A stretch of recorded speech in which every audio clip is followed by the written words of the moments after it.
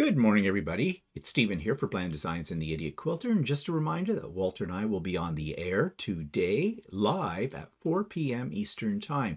And we're going to continue our discussion about Christmas. We didn't get that far with it last week, so we thought we'd pick up some of the things we didn't discuss. So bring your Christmas stories, bring your traditions, bring your routines that you may follow during the Christmas season.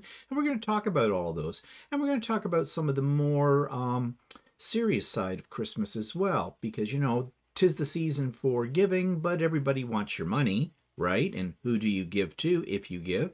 And of course, Christmas is not always a joyful time for everybody. So we're going to have a mishmash here of all kinds of ideas that have to do with the Christmas season. So I hope you can join us today at 4 p.m. That's Sunday, December the 3rd, 2023. And we're going to talk about all things Christmas. Bah Humbug.